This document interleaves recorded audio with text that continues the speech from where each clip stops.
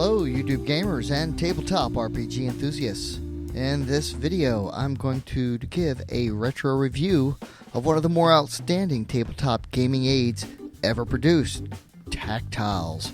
These modular, highly portable, rigid, thick plastic dry and wet erase gaming tiles are far superior to traditional vinyl battle mats in that they allow you to shift the play surface as the characters move through the dungeon.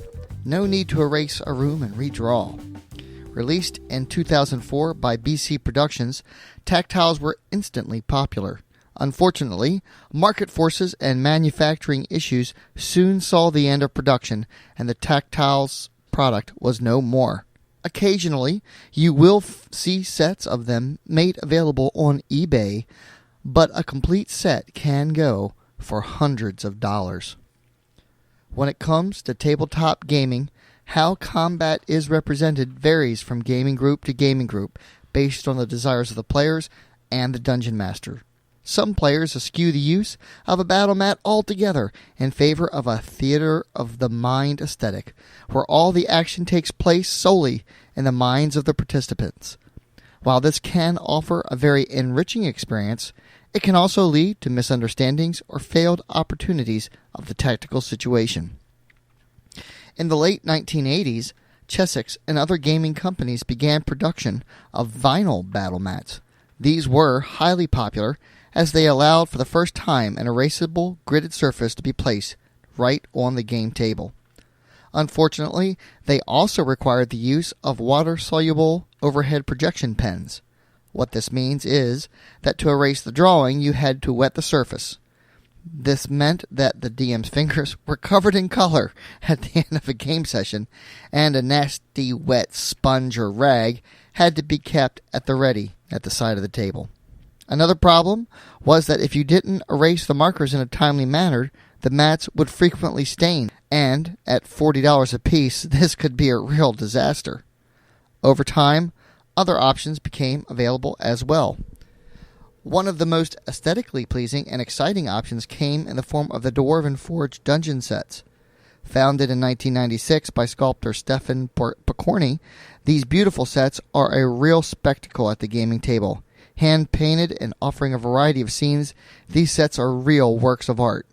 However, they are very expensive and can require quite an investment to collect enough sets to be able to build out full dungeons.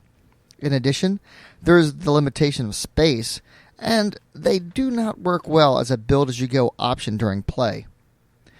In the last few years, another popular option has hit the gaming scene. On YouTube, DM Scotty's 2.5D dungeon tiles allow for a cheap modular system that looks great and allows for a somewhat rapid placement of tiles during actual play. The downside of this system is that while the materials needed to make them are cheap and readily available, to build enough for practical use can be quite time-consuming. In addition, each new dungeon will certainly require several tile-specific builds, which ultimately adds to the prep time a DM needs to dedicate before a game.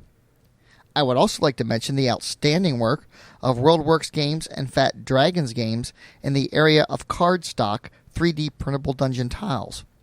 With the print quality of laser and inkjet printers at an all-time high, these companies can offer some simply astounding-looking tiles that rival the look of Dwarven Forge tiles, but at a fraction of the cost. Even so, if you're using an inkjet printer, you can expect to go through quite a few ink cartridges printing these things out, not to mention the dedication of time required to assemble the various pieces. Wizards of the Coast also put out a line of dungeon tiles as well, and while they look great, accumulating enough sets to construct a dungeon can be a bit frustrating, expensive, and used during play tends to slow the game down, as the DM looks for the proper tile. Not to mention that the things tend to get knocked out of place if someone bumps the table. The main problem with all of these options is that they are frequently useless when playing commercially produced game modules, especially classic retro modules from the early days of Dungeons & Dragons. Another factor that tends to come into play is just how crazy it can get with all the accessories. These beautifully rendered 3D dungeon rooms can hardly remain empty, can they? With this much detail put into the construction of the rooms themselves, the next logical step is to add tables, chairs, wizard desks, bookshelves, torch stands, treasure chests, coin piles, even such mundane things as dinner plates, mugs, and on and on and on.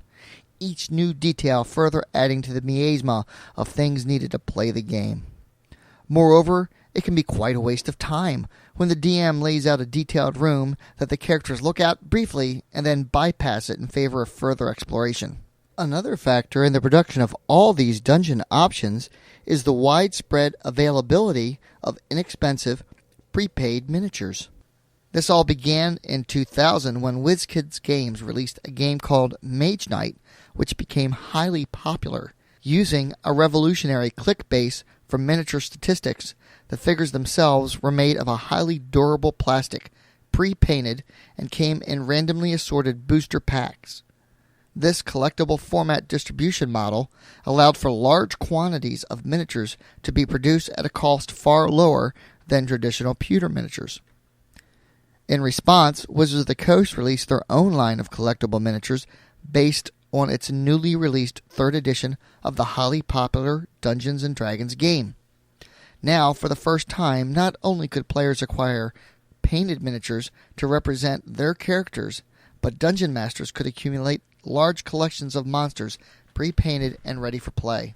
Thus, when Tact-tiles was introduced in 2004, the demand for a versatile playing surface was at an all-time high. What makes Tact-tiles so great is first, they are modular. You don't need to take up the entire table with the map. You can put out just a few tiles and start from there, shifting the tiles and removing others as the characters progress through the dungeon. Second, they are dry erase. No need for a wet rag or sponge or a squirt bottle at the table when you need to erase a section.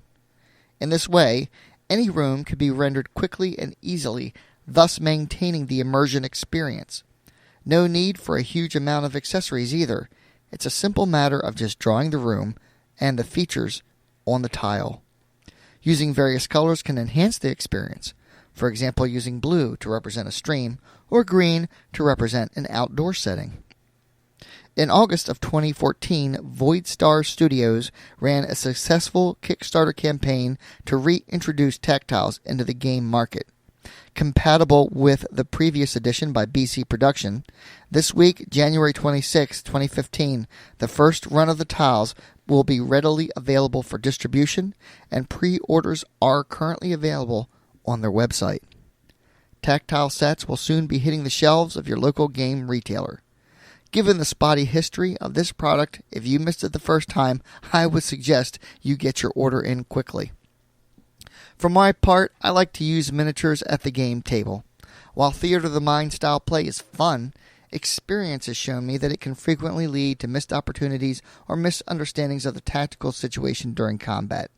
In addition, Tact-tiles makes it easier for players to map the dungeon as they progress through the wide variety of foul underground mazes. And lastly, hey, it just looks cool and it's a lot of fun. I think Tact-tiles offers a nice trade-off between theater of the mind style play and highly detailed, time-consuming renderings. To me, there is such a thing as too much detail. Tact-tiles still leaves quite a bit for the DM to describe and explain what it is the players are seeing, but creates a bare-bones skeleton that still allows for the players to flesh out the details in their minds. Because, let's face it, the best 3D graphics card ever created is your own imagination.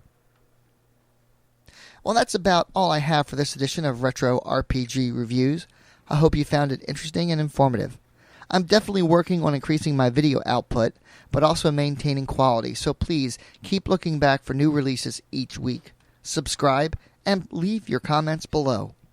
Coming up, I'm definitely going to produce a series of how-to videos for Dungeons & Dragons that should be helpful for new players and act as a resource for experienced players to refer their uninitiated friends to. Until then, thanks for watching, and as always, my friends, may your D20 roll true, and game on.